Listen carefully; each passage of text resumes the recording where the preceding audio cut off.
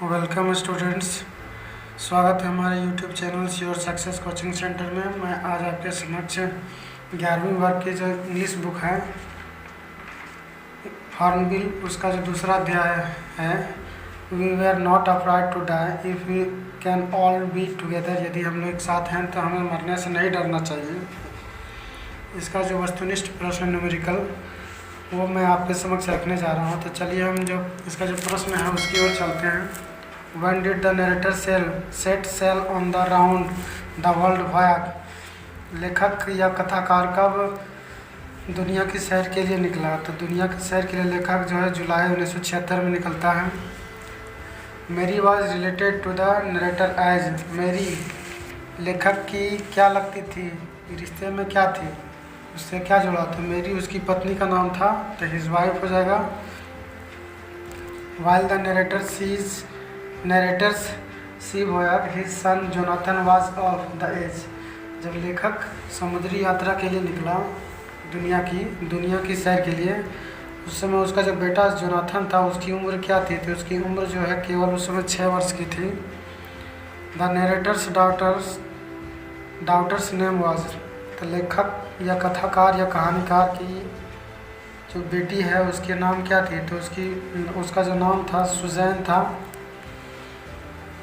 अगला जो प्रश्न है what was the name of the boat the narrator used for the sail on the world voyage. लेखक दुनिया की यात्रा के लिए जिस नाव को बनाता है उसका नाम क्या था? तो उसका जो नाम था वेव वॉकर था। अगला जो प्रश्न है what the narrator with his family wanted to duplicate the round the world voyage made 200 years earlier by. कथाकार या कहानीकार अपने परिवार के साथ 200 साल पुरानी की गई किस विश्व यात्रा या संसार की यात्रा की नकल करना चाहता था? तो वो था कैप्टन जेम्स कुक के द्वारा की गई यात्रा की कॉपी करना चाहता था, नकल करना चाहता था। अगला जो प्रश्न है the narrator of we were not afraid to die. तो we were not afraid to die के जो कथाकार या कहानीकार क्या है? तो वो एक 37 साल का एक व्यापारी था। इसका उत्तर है 37 year old businessman, 23 metre long, 30 ton wooden hulled beauty, professionally built after months fitting tested for the roughest weather. The given description is about। इसका जो क्वेश्चन का अर्थ है 23 मीटर लंबी, 30 टन लकड़ी की पटवार वाली सुंदरता, पेशेवर रूप से महीनों बाद फिटिंग के लिए बनाए गए तथा जिसका परीक्षण हर प्रकार के मौसम के साथ किया गया। ये किसके लिए, यह वृत्तांत किसके लिए लाया गया है? तो यह वृत्तांत जो है उस नाव के लिए लाया गया था जिसको विश्व यात्रा के लिए बनाया गया था। उसका नाम था boat Wavewalker. American Larry Vigil and Swiss Herb Seigler were. तो अमेरिकन लैरी विजिल और स्विट्जरलैंड का हर्ब जो सिगलर थे वो क्या थे? तो वे क्रूमैन थे, वे चालक दल के सदस्य थे। The first indication of impending disaster came it about. तो इसका जो पहला इसका अर्थ जो होगा कि आपदा का अनुकरण करने या अंदाज़ा लगाने का सबसे पहला संकेत कब आया था? तो इसका जो पहला संकेत था वो शाम के 6 बजे मिला था। What happened with an ominous silence. वो एक खामोशी के बाद या एक चुप्पी के बाद क्या घटित हुआ था? तो इसका उत्तर जो है इंडिकेटिंग ऑफ इम्पेंडिंग डिजास्टर। एक भयानक दुर्घटना मतलब एक भयानक तबाही या आपदा के संकेत मिले थे। As the window dropped the sky immediately grew. जब खिड़की टूटी या खिड़की जब टूट करके गिरी तो आसमान तुरंत कैसा हो गया? तो आसमान तुरंत क्या काला हो गया? अगला जो प्रश्न है the growing rover was of. तो किसकी गर्जना भयानक थी? तो इसमें जो है एक भयानक समुद्री तूफान था, उसकी गर्जना भयानक थी। An enormous cloud like wave. इसका उत्तर हो जाएगा whose left ribs cracked, mouth filled with blood and teeth broke. तो किसका जो दाएं पसली टूट जाती है और मुख खून से भर जाता है और दांत टूट जाती है। तो लेखक का, क्योंकि उसका जो नाव जो था वो एक समुद्री तूफान से उसका मुकाबला होता है, उसमें क्या है सारे लोग जख्मी होते हैं। अगला जो प्रश्न, वी आर सिंकिंग, हम लोग डूब रहे हैं। The desks are smashed, desk जो है वो टूट चुके हैं। We are full of water, हम लोग पानी पी रहे हैं, डूब रहे हैं। ये किसने कहा था? ये लेखक की बीवी मैरी ने कहा था। वाट रोज थ्रिटिंगली, क्या कौन सी चीज़ भयानक रूप से बढ़ रही थी?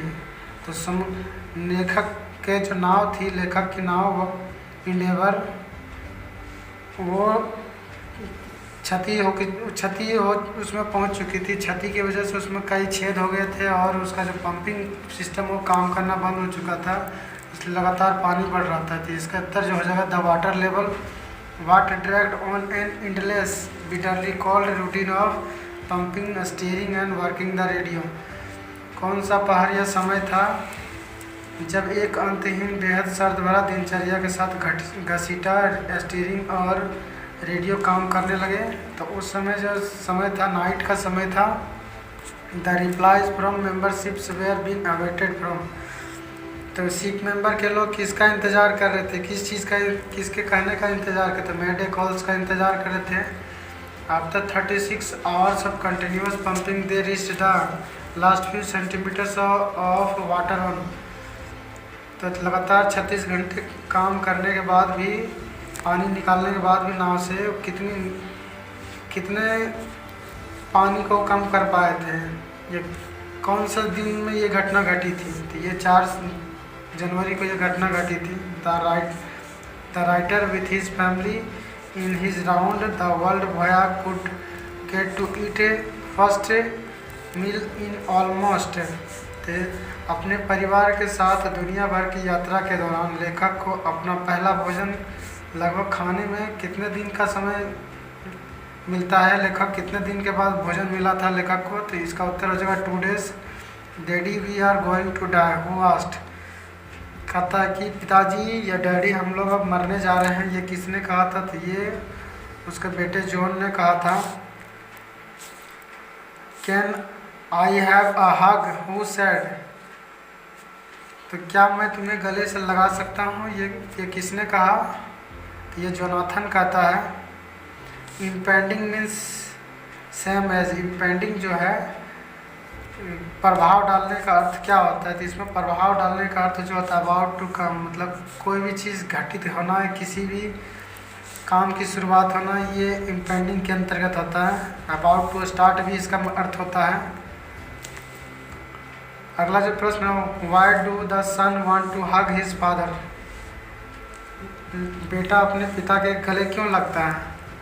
इसका जो उत्तर है as he thought his father was the best daddy in the whole world, क्योंकि जो बेटा की नज़र में जो उसका पिता था दुनिया का सबसे बेहतरीन पिता था, इसलिए वो अपने पिता के गले लग रहा था। Which is mention as the most beautiful island in the world, तो इसमें जो है इसका जो क्वेश्चन है कि which is mention as the most beautiful island in the world, तो किसका उल्लेख दुनिया के सबसे सुंदर द्वीप के रूप में यहाँ किया गया है? तो इसका उत्तर जो हो जाएगा एम्स्टर्डम। तो आज मैंने आपके समक्ष जो 11th क्लास की जो हॉर्नबिल बुक है उसका दूसरा अध्याय का ऑब्जेक्टिव को आपके समक्ष रखा। अगले दिन और भी इससे संबंधित ऑब्जेक्टिव्स को लाया जाएगा। यदि अभी तक आपने हमारे चैनल को सब्सक्राइब नहीं किया तो सब्सक्राइब कर लें, बेल आइकन की घंटी को प्रेस कर दें और वीडियो को लाइक कर दें ताकि आप तक लेटेस्ट वीडियोज़ की अपडेट्स पहुँचती रहे। धन्यवाद।